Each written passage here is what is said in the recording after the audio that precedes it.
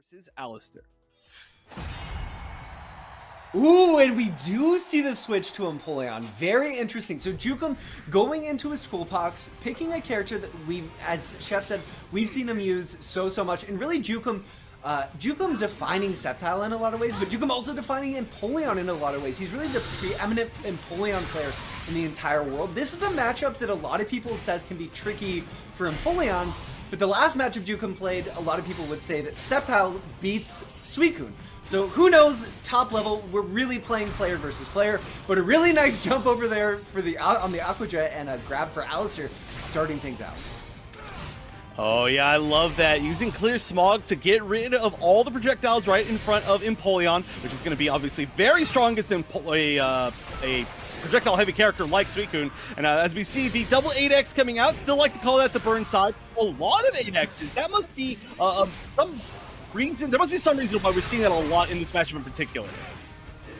Yeah, I think that part of the reason is just it's really easy to stuff out Empoleon's counterattack when you're using it on Oki, just depending on timing.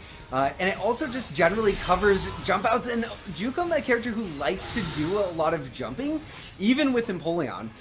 So we'll sort of see what he's able to do to get started. This is why this matchup can be tough. Finding a way in can be quite difficult for Empoleon. So Jukem gonna go to burst now, and that will probably be the start of his opening.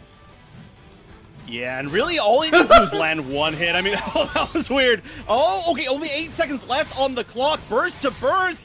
Oh, needs to find an opening, 3 seconds. And this burst against burst? No.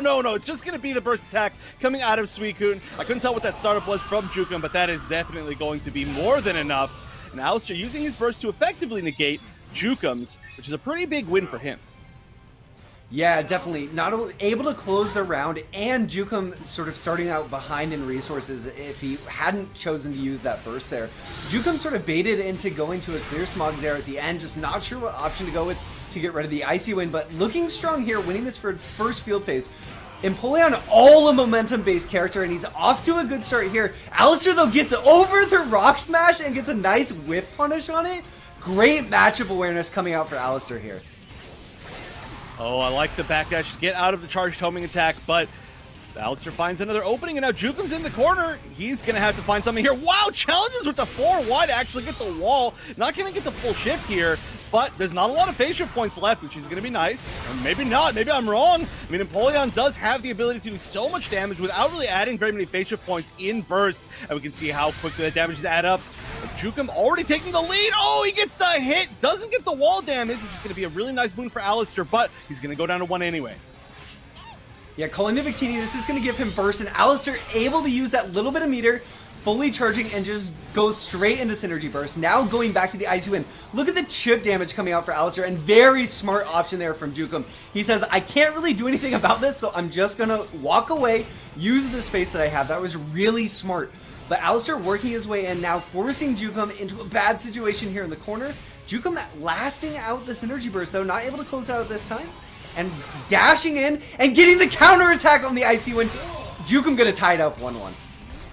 Wow, this has gone to time now twice, basically. I mean, even though it was ended just a little bit before it finished there, it's really coming into play, and that was such a clutch moment. After taking so much damage from Chip in that burst mode, the fact that Jukem was able to find a way out in the very last moment is huge here, and now he's got a chance. He's going to do a lot of Chip with a double hitting Steel Wing, which is also going to be so hard to do anything about after blocking.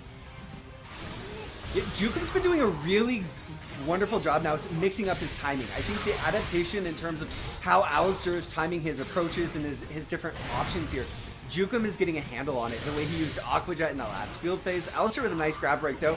Now a cancel into a Aurora Beam in that situation. Very interesting, sort of uncharacteristic.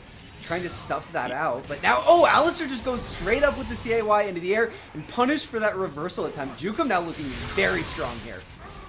Oh yeah, on top of that has burst. Oh no, tries to get the punish. I don't know if that was blocked twice or just once. It would have been pretty unsafe if it was just once, but maybe not quite unsafe enough. And so Jukem, after looking like he was pretty down in really the first 2 rounds, manages to pull it out, and we are going to see the switch to Libre from Allister. Yeah, I feel like that game number 1 just perfectly showcased the momentum of Empoleon, how important it is to sort of get your game plan going and not end up on your back foot. Empoleon, not a character with a ton of good defensive options, but many strong offensive options. Fully charged, and Allister punishes the homing, fully charged homing there with a good reaction. The switch to the Pikachu Libre is interesting. That move, one of Pikachu Libre's strongest, that 8Y just going to the air, and now Allister with mix-up of his own, catches with an Electro Web. Yeah, I don't really know why we're seeing the switch to Libre, but really, I think between these two, it's just who you feel more comfortable playing the mind games against. Like you said, they've basically kind of gone backwards as far as what the generally accepted matchups are, and they've won the ones that are less advantageous for them than the ones that they lost, which is really weird. But, hey, Allister, he does like to go to the Libre quite a bit, one of his most commonly used characters, and right now he has been able to play the mix-up game a bit. I like that Jukum's playing a lot more defensive right here, landing actually quite a bit of damage in zoning. Yeah, that Hydro Cannon that's not a move that you typically are able to land super effectively, but Jukem using it so perfectly to mix up. But Allister now the one applying a huge amount of damage. Here comes the flying press from Pikachu Libre. This is gonna hurt. Not quite enough though. 15 HP remaining for Jukem. Oh yeah, and actually one of the big downsides here is that you do get the buffs from that burst attack, but it gets rid of the Jirachi buff. It doesn't leave you any room for anything else, and here we go, a return burst from Jukem. We've seen how much he can make this count. The homing attack's gonna hit. The defense buff is going to, at the very least, keep Allister alive and healthy, but now we're down to the last 6 seconds again. Time between these players with so many different ways, but the slide Y, the very slow-moving projectile, is going to be slow enough to get through the projectile invincible frames from Double Team, and Jukem made that first count. Yeah, really effective use of Empoleon's zoning tools, and Empoleon, tough time getting a lead with zoning options, but once he has it, can really zone you out and keep you out. And Jukem doing a great job closing with that, but now the mix-ups just won't stop. Allister going with a wild charge on Wake Up and now converting with a net just on Jukem's Wake Up, just trying to keep him guessing. Now into Burst, one of Pikachu Libre's strengths, but Jukem out again, hits another Hydro Cannon. Yeah, this is clearly a something that's been practiced by Jukem. The fact that he's known to go underneath and exactly how to punish Libre's options multiple times, I think that he's practiced this matchup in particular. And I do think it's one that we've seen him go to actually on his own counter pick before, even in the last Players' Cup. But right now, I mean, it doesn't matter how much you practice the matchup. If you're getting mixed in the corner by Pikachu Libre, sometimes it just all goes wrong. Yeah, not able to space around that forward light, but able to land a counterattack into a cut there. And look at the damage coming out. Just the combination of red health and Jukem's base damage left that 1 HP.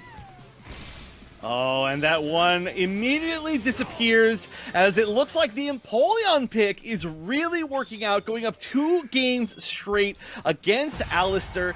It's so weird to see these picks just work out the way that they are, but, you know, like you were saying, when it's these two players, it really comes down to just how they're feeling, and it looks like Allister is going to be committing to the Pikachu Libre, an interesting choice.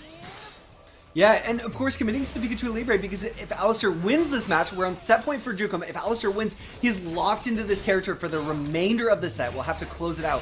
So, doubling down in a lot of ways, but Jukem off to a great start here, connecting with a Surf, and then landing a nice throw. There's that sort of patience from Jukem. We saw refining his play really in the Players' Cup Invitational, and they're going again, just doesn't want to overcommit, and partially that's what makes Jukem even scarier than he was when he won the World Championships, and closing out with a perfect here, now on set point against Allister. Oh yeah, and if he wins this, we are going to get the rematch of the last Players' Cup Finals, and this is looking pretty good to do it. Allister has to make such a gigantic set comeback. We've only seen one reverse 3-0 the entire day, or sorry, the entire of the top 8 global finals, and that was from Roxo, but we're going to have to see another if Allister wants to stay in this tournament. He's starting off strong though. He's using his burst very well, adding on a ton of damage. Jukem with burst of his own available, which we've seen able to make a huge comeback too. At this point though, might be saving it for round 3. So very interesting there. We saw Allister able to really lock down Jukem's jumping, and I wonder if the thought process in going with the Pikachu Libre was particularly that. I don't know, but Jukem coming in with full resources now into round number 3. Can I just point out, the first round of this Yeah. game was a perfect from Jukem, and the second round was a perfect from Allister. That just shows how these players play, right? Once you get something started, they are both so good at conditioning their opponents into the mix-ups they want them to, that it just works out perfectly. But no perfect on either side this time. Allister is going to get the grab back into the corner. One of the unique things about the Pikachu Libre grab is it does throw backwards, which can work out very well in situations like this, but Jukem is escaping, and I wouldn't be surprised if this went down to a burst versus burst scenario. Yeah, great reaction from Jukem there, using Empoleon's field phase anti-air. Allister coming out on top though, able to get the shift and does have the corner, but does not have the HP lead here. Jukem calling Snivy, neutralizing the advantage of burst, and then uses it to jump out of the corner. Ooh, and now Allister is really one mix-up away. Has to guess correctly here. Another wild charge. We've seen so many this set, and they've worked out almost every time. This is going to be a big conversion. No! Drops it just barely. Very interesting dive kicks. Oh, I think that might be it. No, not quite. Facial points were a little bit higher than I thought. There is only 15 seconds left, and Allister needs to find a way back. The Rashi is going to give him a little bit of meter, but I don't know if it's going to come into play at this point, and just the raw Aqua Jet is going to do it. Jukem switching to the Empoleon after being 3-1 in the winner's bracket, but the Empoleon is the key to the matchup, and we will be getting the rematch in the Grand Finals from Players Cup 1. So Grand Final is going to be Shadow.